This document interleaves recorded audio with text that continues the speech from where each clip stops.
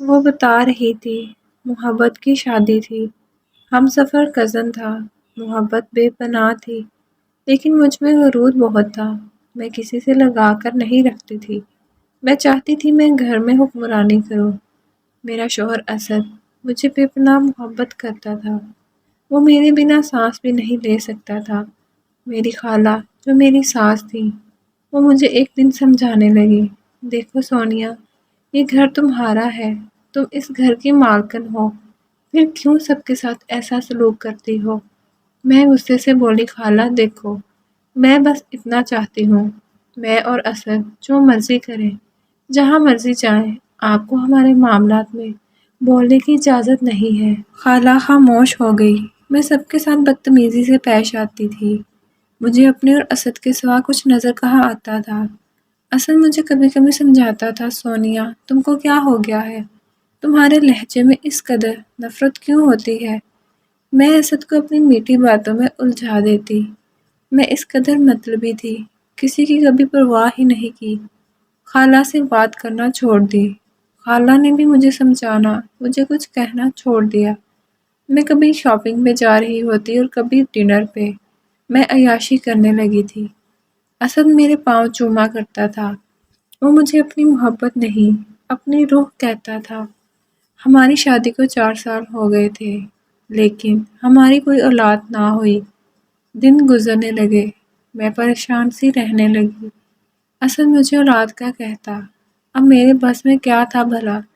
7 سال گزر گئے، میں ہمت ہارنے لگی، مجھے لگنے لگا میری زندگی ختم ہو رہی ہے۔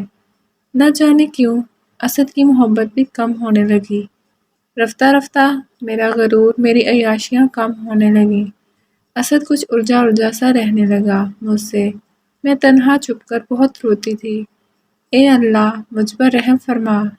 ایک دن میں نے دیکھا میری محبت، میرا اسد، میرا ہم سفر، میری دنیا، وہ فون پہ کسی لڑکی سے بات کر رہا تھا۔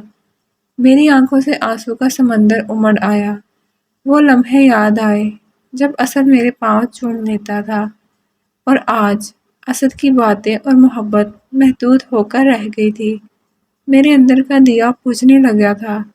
میں نے اپنا بہت علاج کروایا، لیکن شاید میری منزل تاریک تھی، میں اندھیروں میں ڈوبنے والی تھی۔ پھر ایک دن اسد میرے پاس بیٹھا تھا، میرے سامنے موبائل کیا، ایک لڑکی کی تصویر دکھائی، سونیا کیسی ہے یہ؟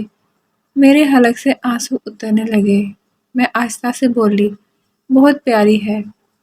اسد مسکرایا، میں اس سے بہت جلد نکاح کر رہا ہوں۔ 12 سال گزر گئے ہیں ہماری شادی کو، میں اب اور وقت ضائع نہیں کر سکتا۔ میرے سامنے بیٹھا وہ اس لڑکی سے محبت بھری باتیں کرنے لگا۔ مجھے یوں لگا جیسے کسی نے میرے جسم کا ایک ایک ٹکڑا کاٹ دیا ہو۔ میری سانس رکنے لگی، میں نے خود کو سنبھالا، کمرے سے باہر آ گئی۔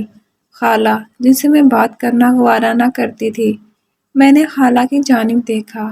خالہ میری سرخ آنکھوں میں دیکھ کر بولی، کیا ہوا، اللہ خیر کرے۔ میں خالہ کے پیروں میں گر گئی، خالہ وہ اسد۔ خالہ نے مجھے سنبھالا، کیا ہوا اسد کو؟ میری ہچکی بند گئی، خالہ وہ دوسری شادی کر رہا ہے۔ خالہ نے میرے سر پہ ہاتھ رکھا، تو پریشان نہ ہو، میں کرتی ہوں اس سے بات۔ خالہ نے میری وجہ سے اس رات اسد سے بہت جھگڑا کیا، مجھے پہلی بار اپنی ذات سے نفرت ہو گئی تھی۔ میں کتنی خود غرض تھی، رشتوں کو پیروں تلے رون دیا تھا میں نے۔ میں خالہ کے پاس گئی، ہاتھ جوڑ کر معافی مانگنے لگی۔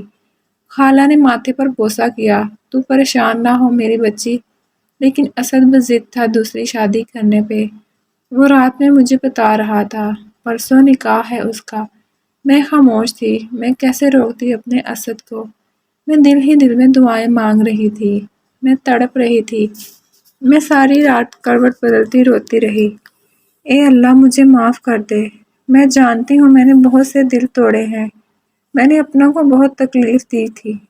صبح میری طبیعت کچھ عجیب سی تھی، پھر ڈاکٹر کے پاس جانے کے بعد پتہ چلا میں ماں بننے والی ہوں۔ میں زور زور سے رونے لگی، خالہ نے میرے سر پر ہاتھ رکھا، میرے آنسو تھے کہ رک نہیں رہے تھے۔ میں اللہ کے سامنے سجدے میں گر گئی۔ میں بہت خوش تھی۔ اسد گھر آیا۔ اسد کل نکاح کرنے جا رہا تھا۔ جب میرے پاس آیا میں نے اسد کا ہاتھ تھاما اور اسد کو بتایا اللہ نے ہم پہ کرم فرما دیا ہے۔ اسد کی آنکھ سے آنسو نکلا، مجھے سینے سے لگا لیا۔ میں بہت روئی تھی اس دن، کیونکہ اسد کی محبت میں 2 سال بعد محسوس کر رہی تھی۔ میں ایک چیز سیکھ گئی تھی، جب ہم خود قرض ہو جاتے ہیں، جب ہم کسی کا دل توڑتے ہیں، کسی کو تکلیف پہنچاتے ہیں، نفرت کی آگ جلاتے ہیں، تو دوسروں کو دیے ہوئے آنسو ہمارے لیے کسی نہ کسی طرح سزا ضرور بنتے ہیں۔ میں نے خالہ لوگوں کے ساتھ بہت برا سلوک کیا تھا، جس کی سزا میں نے پائی تھی۔ اگر آپ میں سے کوئی کسی مشکل یا پریشانی میں ہے تو تنہا بیٹھ کر سوچیں، آپ نے کسی کا دل تو نہیں دکھایا، آپ نے کسی کے ساتھ برا تو نہیں کیا، آپ کی وجہ سے کسی کی آنکھوں میں آنسو تو نہیں آئے۔ اگر ایسا ہے تو آگے بڑھ کر معافی مانگ لیں، رشتوں کو سینے سے لگا لیں، آپ کی مشکلات اور درد خود مٹ جائیں گے۔